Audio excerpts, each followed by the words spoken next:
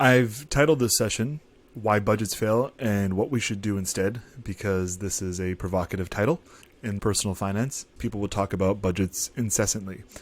Budgets are often presented as the means to achieving your financial goals. You need to get on a written budget. These are things that you will often hear in personal finance. You'll also hear people talk disparagingly about budgets, about how they never work. I think that what we need to do is remember what budgets are. Budgets are just line-by-line plans for how the money that you will earn in a month will be spent. And the destination is whatever your financial goal might be, and it can be different for everybody. But a budget is just simply a line-by-line plan for how money will be spent. The major assumption and the question that we need to ask is, there is a system there to ensure that that's being implemented. And we need to investigate what that system is. What is a system that is implied when we talk about budgeting? It is one that when you make a budget, you will have accurate predictions for how much things will cost. That's the first thing.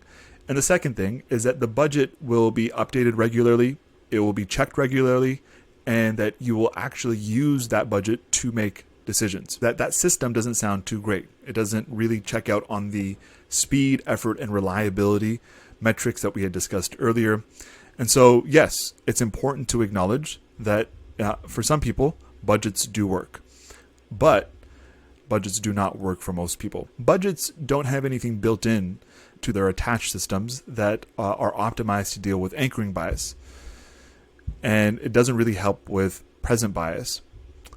And so a budget without a well thought out personal finance system will not get you to your financial goals. In the same way that a route without a reliable car will not get you to your destination. You need a system. You need a good system. There is some academic research that has reinforced this idea. This is research from Irrational Labs and Duke University that showed that budgets didn't make a discernible impact on spending behavior. So if budgets do not work to help us get to our financial goals, what do we do instead? The first thing is that we need to rethink budgets themselves. So rather than thinking about line-by-line plans for how the money we receive will be spent, we need to start to think in percentages. What percentage of the income we receive do we want to spend, do we want to save, and do we want to share? We need to think and plan primarily in percentages. And then once we have done that, we need to build automations to help us minimize present bias. And then we need to build a dashboard to help us minimize anchoring bias. And then together, these will form a system that we will call a financial cruiser.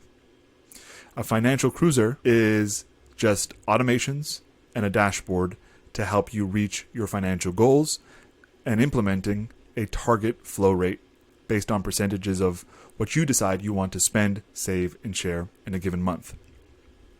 A financial cruiser is reliable because it does the hardest work automatically,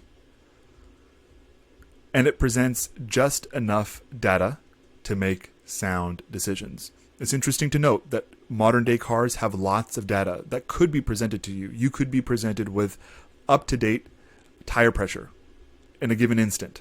You could be given a whole bunch of data like that wouldn't necessarily be relevant. The only time you get informed about tire pressure is when you need to make a decision about that. When you need to make a move, you need to go get it filled because the tire pressure is too low. You don't know what the tire pressure is at all times. And so you are given on your dashboard just enough data to make sound decisions, and that is the goal. The goal is to have a financial dashboard in our financial cruiser that gives us just enough data to make sound decisions. The automations are helpful in dealing with present bias and ultimately ensure that compliance, that the target flow rates are actually being met. And then finally, because we have a dashboard for anchoring bias, we are able to make better decisions, right? Make sounder decisions, and our decision making improves as a result. So a financial dashboard, which is what we're going to be building in just a moment, is something you build once, something you check monthly, you drive daily, and tune annually.